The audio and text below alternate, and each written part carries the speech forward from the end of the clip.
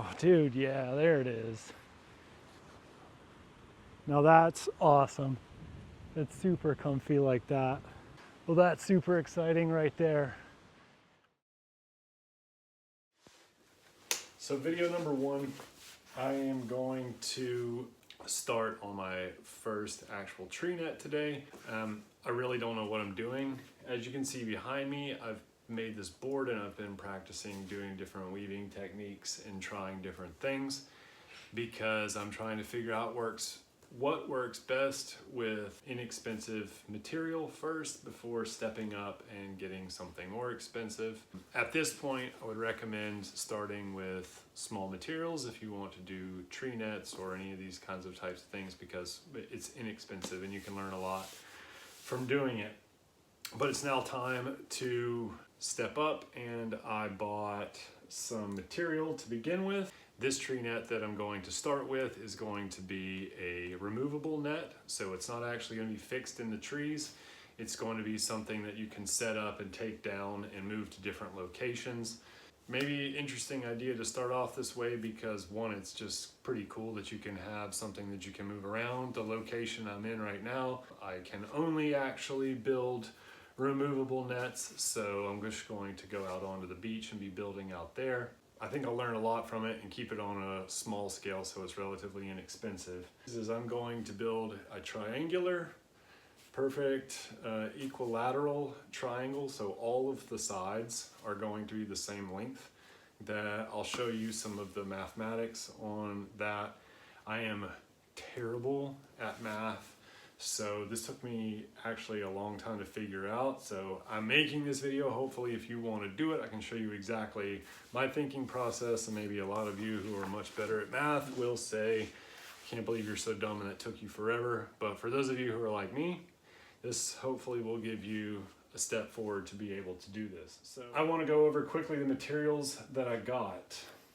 There's basically three kind of rope materials you can get from natural materials, but if you're going to use synthetic materials, which I've decided to do, you have essentially nylon, polyester, and polypropylene. So there's big debates on whether, using 550 paracord, you can get it sheathed, meaning the outside covering of the core which goes inside. What I've been seeing is you can get it sheathed in nylon, or you can get it sheathed in polyester or in polypropylene.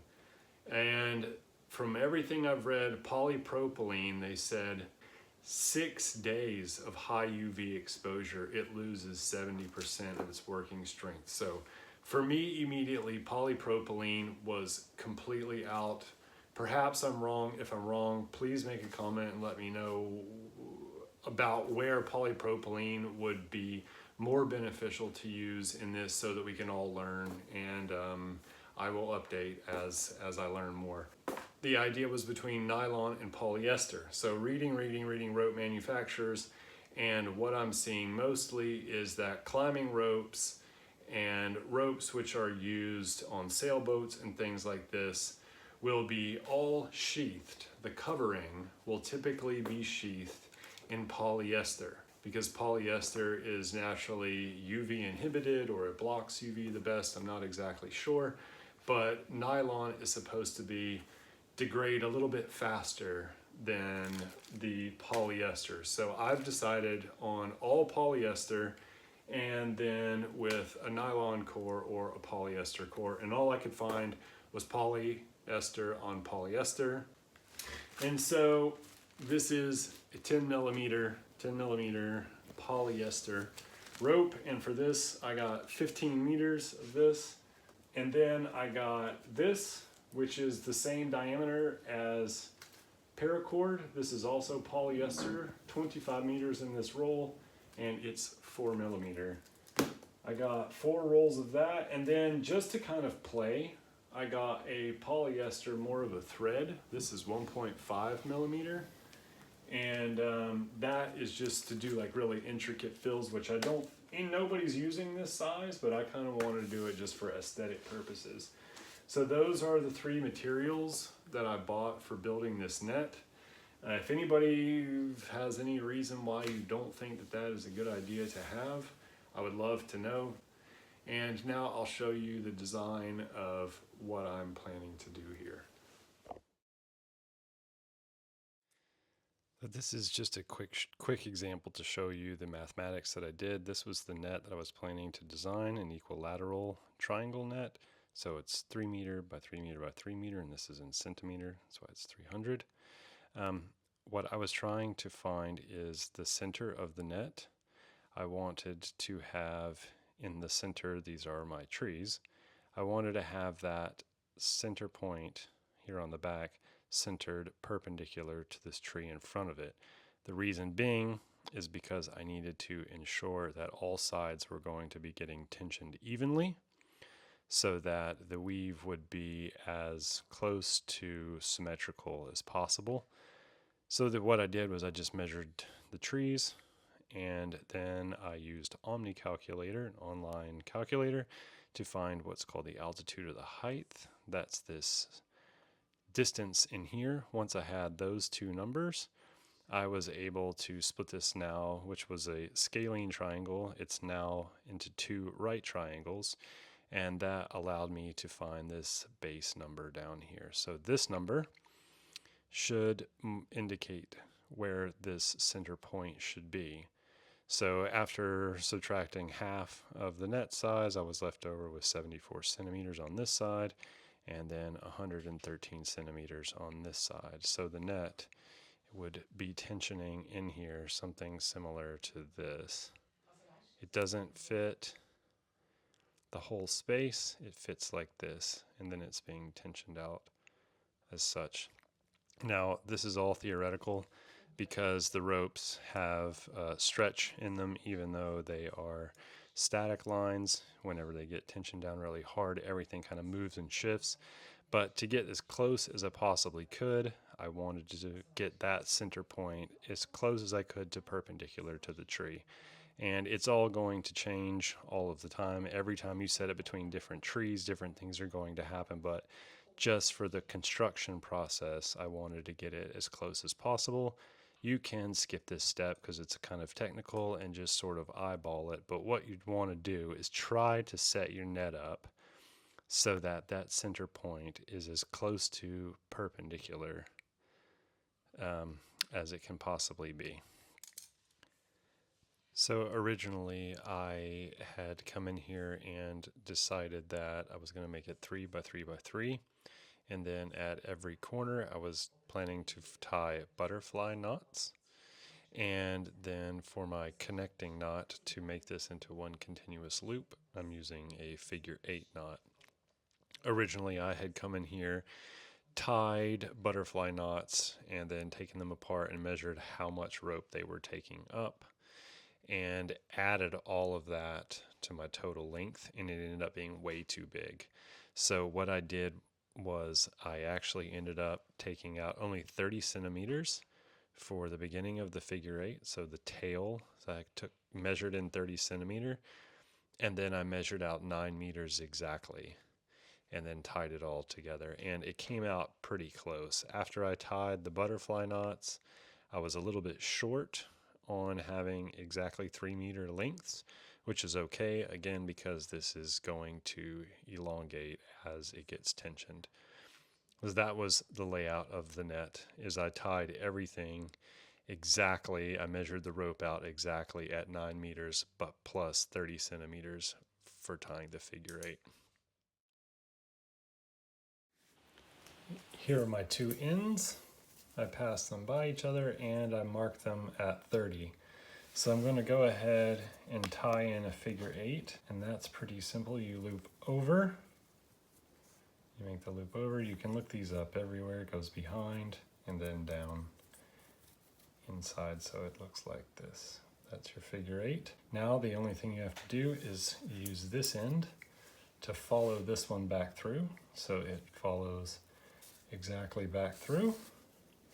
And I'm going to pull out the slack up to my mark. Where's my mark? It's all the way up here. So I'm going to bring it up like this. It goes around. It comes under. It goes around. down and back through. So it will look like this when it's done. Now I need to dress everything up and get these black marks to be at the end of the knot. When this cinches, here's the figure 8, tension down, and you can see there's one of the marks. The other mark is right there. So I did pretty good. So there we go. Perimeter is tied with figure 8. So now your perimeter is tied into just a big giant circle, and we need to make that circle into 3 even segments. And how you go about doing that is I'm going to take this loop, have 1 loop, 2 loops, and 3 loops. Just let that slide through your hand, and then eventually it can go onto your foot, all into 3 even loops. And then you can hold here, and you can see you have 2 even points. You can mark one of these. Those will give you your anchor points. And we have the orange marker in the center, so it's time for the butterfly. You can look these up everywhere online, but basically we'll show you how it works. You take this piece and you fold it over, and you fold it again, or roll it, I guess. So you have this, and your 2 marks are here and here. This section needs to go underneath, all of it. So it will end up looking like this. Loop open. Look them up. This is probably not the best demonstration. And then that folds up and goes into that hole. Pretty easy. Now for this, I just barely stick it up, and I start tensioning down on my sides, leaving just a tiny little bit of a loop sticking up. And then I go ahead and start dressing up my knot. This is all going to stretch out and change, but if you start off close, that's your best bet. I tied the 3 butterflies in, and I connect one at a point, and then that comes back to these 2, and you can hold both of them together, and that will give you one side, and you can see that it's nice and even.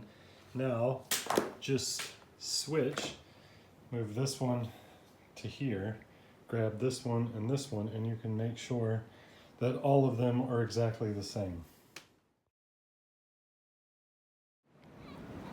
The back line is now tensioned, it's super tight.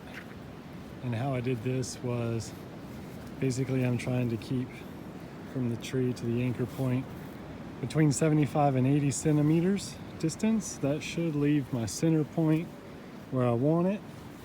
And then I'm trying to tension from this side. So this has been a process of, just like on a slack line, tension as much as you can, sit on it, just stretch it, stretch it, stretch it. It's setting all the knots and everything like this. And then retension it, sit on it, stretch it, sit, bounce, bounce, bounce, bounce, so that you get all the stretch out of that and you get it as max tight as you can. So now if I come to the center point and I'm pulling out on it, I barely have any pull on it. The triangle is now tensioned, and you can see maybe here on that front anchor how we're shifting this direction. That's because my center point is way off right here. I'm sure that it needs to go this way, and so it's causing it to be uneven up there, but the tension is doing okay. This one is extremely tight, and these 2 still need to be worked out, and I've been sitting on them bouncing a lot. So basically it's just going to be get the perimeter up and worked for today.